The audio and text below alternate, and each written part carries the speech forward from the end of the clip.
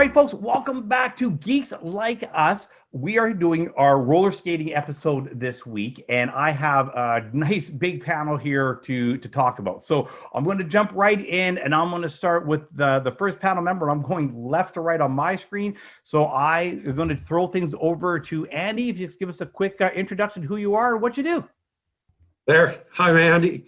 I work for Canadian Mental Health. I'm a counselor there. And yeah, that's what I do. And I skate a lot. Nice. And how long have you been skating? I worked at Stardust Roller Rink when I was 15 years old till 19. And then I stopped until I met Andrea at a Starbucks. And she hooked me up with it again about 2 years ago. Nice. All right. Okay, moving on to Mike. Hi, my name's Mike. I have a day job as a postman. I walk for a living.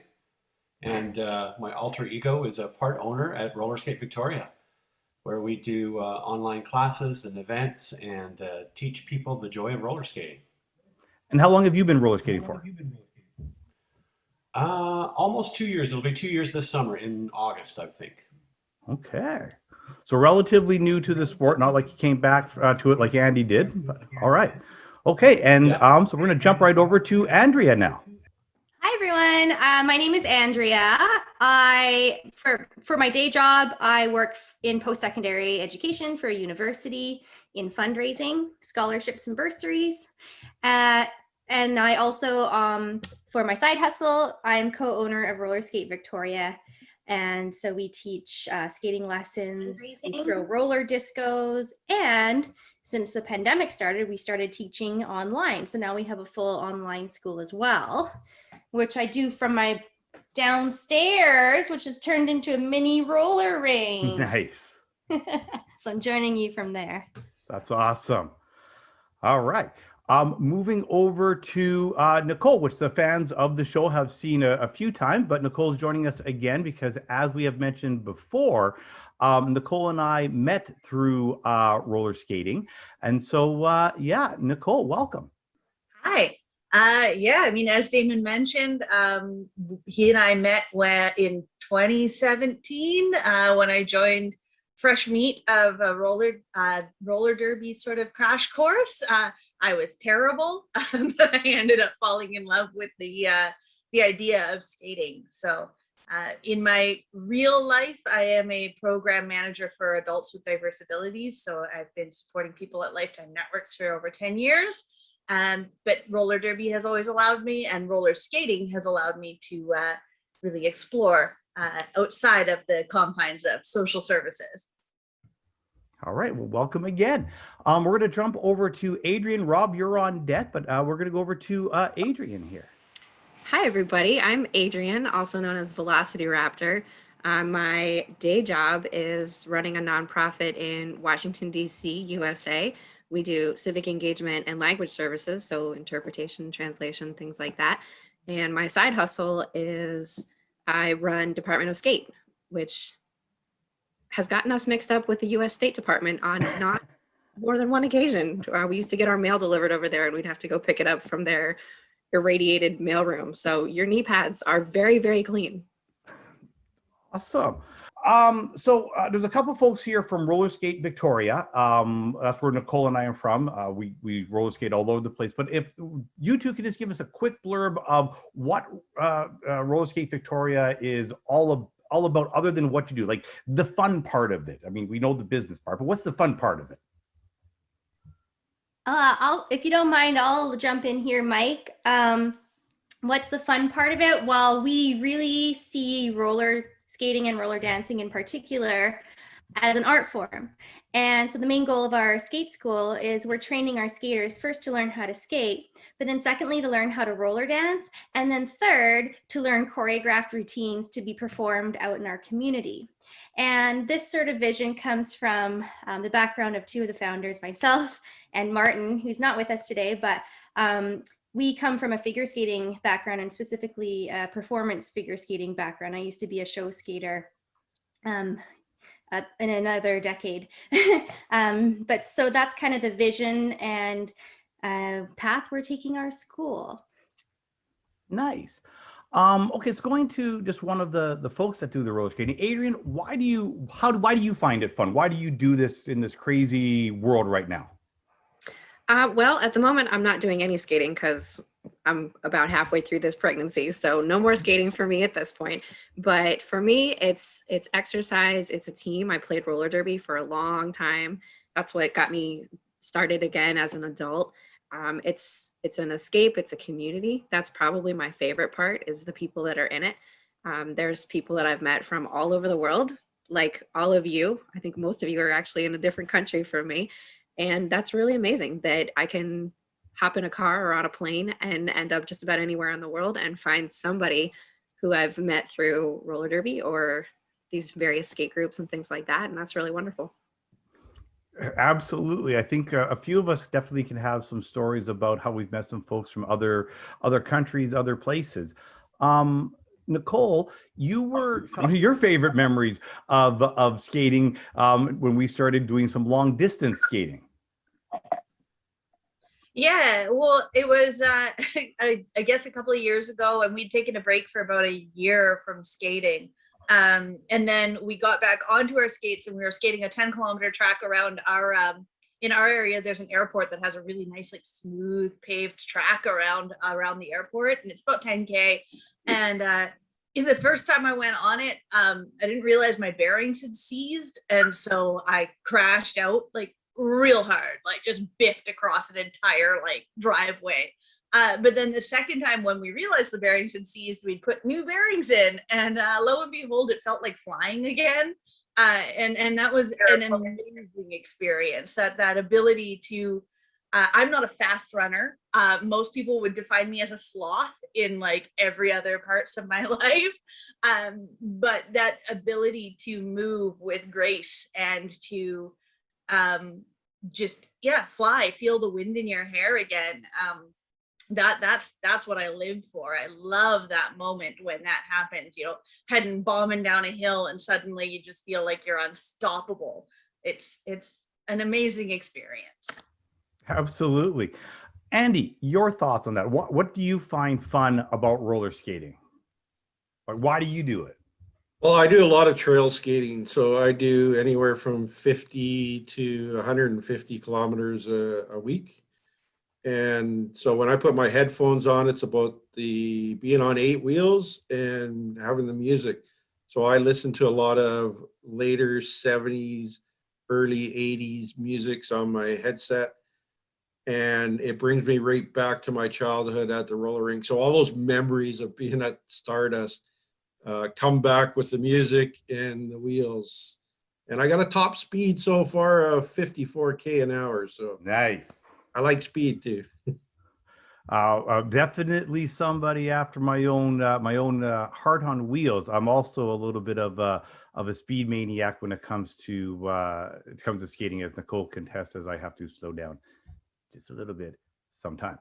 So we got quite a range of why folks skate, from fun and stuff like that. But we've already heard from Andrea on the on the dance side. But let's get Mike's thought about dancing on roller skates. Well, dancing on roller skates is brand new for me. I started out life way back when I was a teenager as a disc jockey in a nightclub.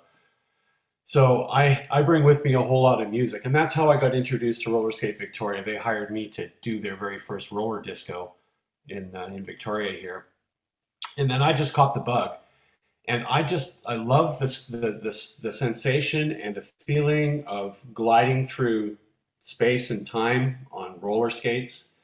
The analogy of flying is fantastic. It really feels a lot like that, and I've never been a very good dancer before, so being able to do that on roller skates has really opened up a whole new world for me in terms of performance and choreography and all that kind of stuff. It's a new challenge that I'm really, really enjoying tackling. Have you been in any of the displays or if I'm not getting the right word, but when you guys do like an actual show for folks, have you been in any yet? Oh yeah, I've performed in a few. The last one was probably We did a year-end show for our online academy that we had to start up, and we danced to Chubby Checker's "Let's Twist Again," and a very fast song. And Andrea put together some really fun choreography to do that, and we were able to get a bunch of different skaters together distantly and then stitch all their videos together to make a really fun little presentation.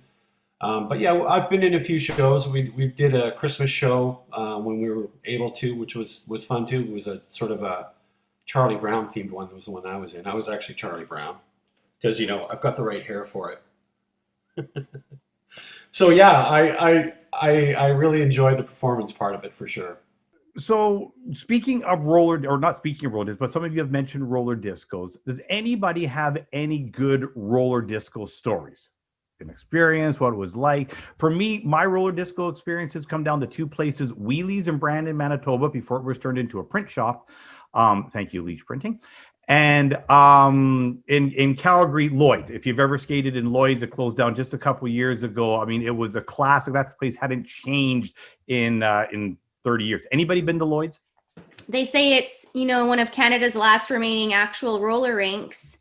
There's probably a few people in here that might know about some other ones that are still with us, but yeah, felt really grateful to be able to skate in there. I skated there twice. I did 2 trips to Calgary, and they have a really great skate community in Calgary as well because they've had that roller rink, right? So I've connected with a lot of skaters in Calgary as well, and I made lifelong friends, and I got to skate in that beautiful, I think it was maple floor, or what kind of wood was that? It was some kind of special wood, like a really nice floor. The wood, it didn't exist anymore. It was under 9,000 inches of varnish. Yeah. But it sure was slick and smooth, and like we don't have that here in Victoria. We're just skating on cement, picking up pebbles, you know. We've been lucky to we rent out an old gymnasium, which has been probably one of the best surfaces that we have, and then of course the old curling rinks. When the ice is out, it's nice polished concrete under that, so that's been pretty good too. So I don't want to complain too much. We have some spots, but man, it would sure be nice to have a real roller rink. That it would. Going back to how we skate, we all like going for it. We've talked about trail skates. What is the longest trail skate that you folks have been on? Mike, what's your longest trail skate? I'm not much of a trail skater. My longest trail skate is probably the Dallas Road section from Clover Point down to the cruise ship terminal. It's a beautifully brand new paved path, and it's sort of downhill one way and, of course, uphill the other way. But I don't know, it's probably 4 or 5 kilometers round trip. Nice. Yes. Done the Dallas Road one quite a few times. It's since they've done the repaving, it's been even nicer. I'm going to jump to you, Adrian. So let me know, what kind of trail skating have you done? Well, we are really lucky in the DC metro area that we have extensive bike trails that the tri-state area, so that's DC, Maryland, and Virginia, have all taken really good care of. And there you can, if you were on a bike or you really wanted to, you could go hundreds of miles on these things. And I think the longest that I did was probably from Reagan National Airport to Georgetown, which probably means nothing to most of you, but that was about a 12-mile round trip. I think it's about 6-ish miles each way or so, and it's on really beautiful paved paths right along the Potomac River, which is really pretty. Nice. Andrea, you were saying you skate a seawall. Yeah, in Vancouver, they have a really great seawall around Stanley Park. It's like really scenic, really beautiful. You can skate around it, like tons of people skate around it. I think it's about 10 kilometers. Back in the day, I'm from Vancouver, and I was an inliner. And I was typical Vancouver. I would do, I'd go to my hot yoga class. I'd skate to my hot yoga class from where I was living at the time, and then I'd go and do 2 laps around the seawall and then skate home. So that was, I guess, quite the furthest I've ever skated back in my Vancouver days. Nice. Okay. Who has their skates here with them right now?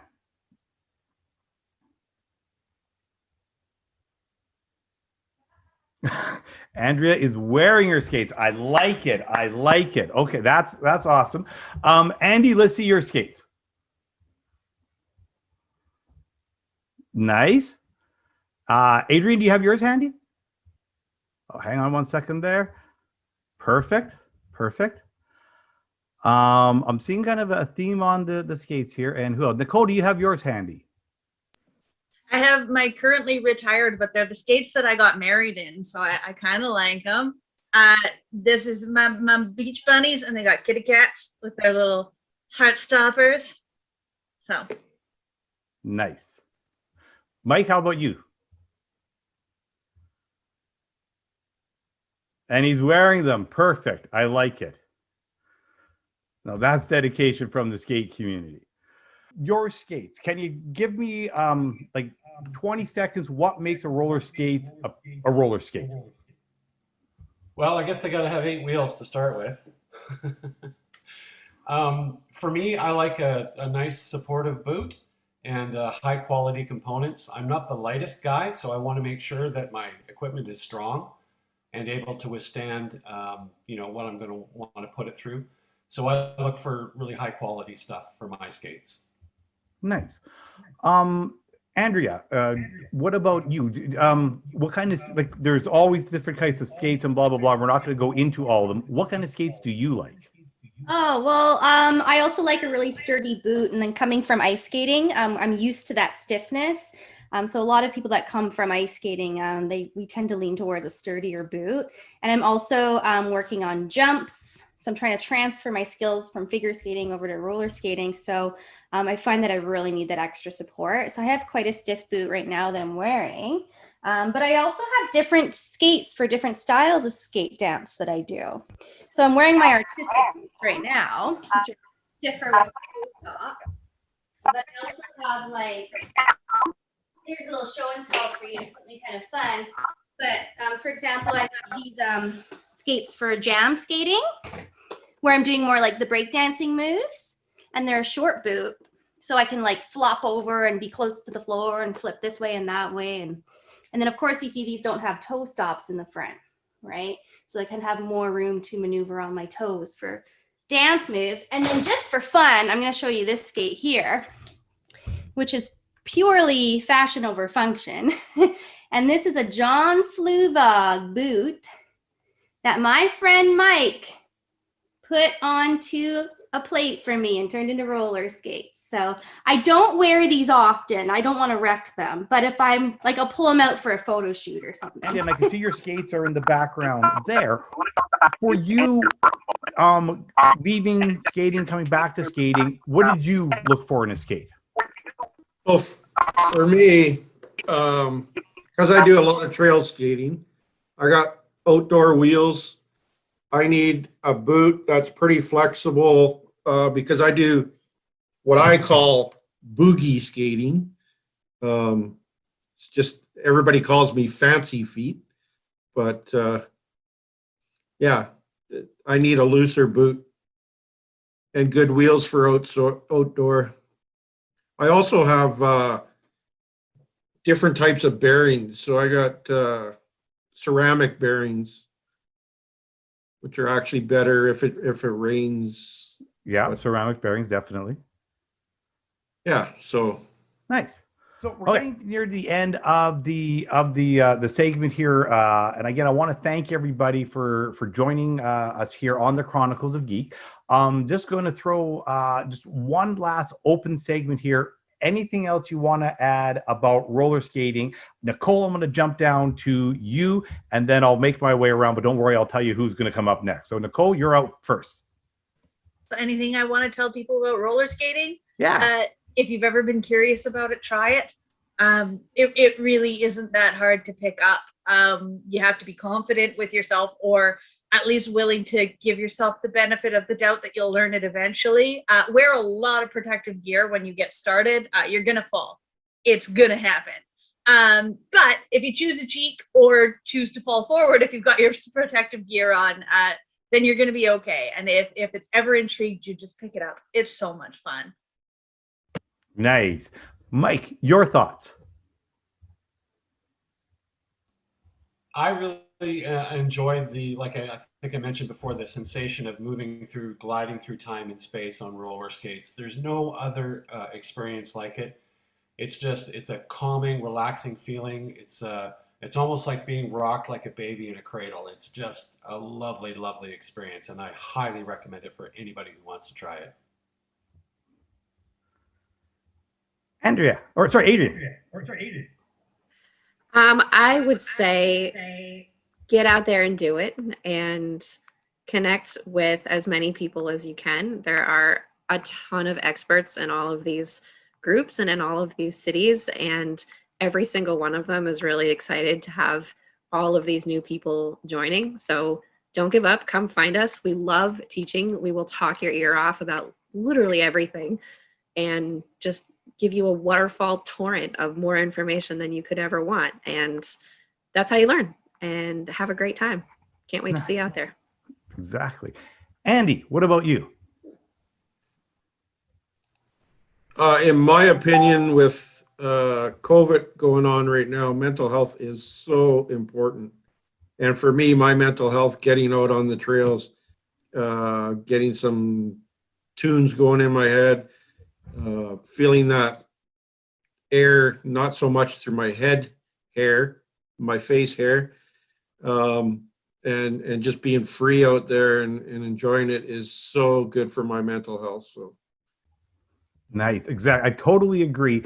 The mental health aspect of all of this is definitely one of the main reasons why we all escape. Andrea, last closing thoughts to you.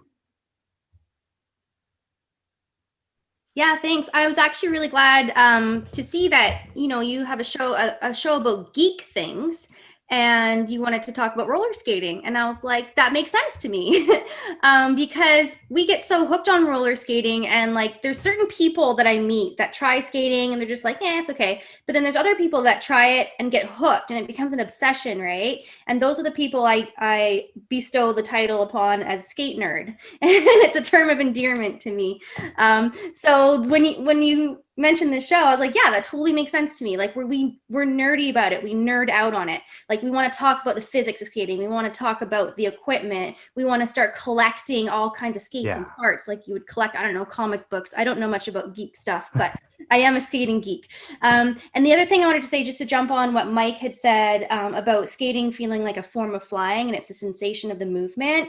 The geeks will enjoy this. There's a YouTube video that I saw about this skater who's an inline skater in San Diego. He goes by Slow Mo. He was a medical doctor, and he left everything for a life of living at the beach and roller skating up and down the path. And he describes the sensation of roller skating in a very scientific way and explains why we love it so much. And I really encourage everyone to check that out.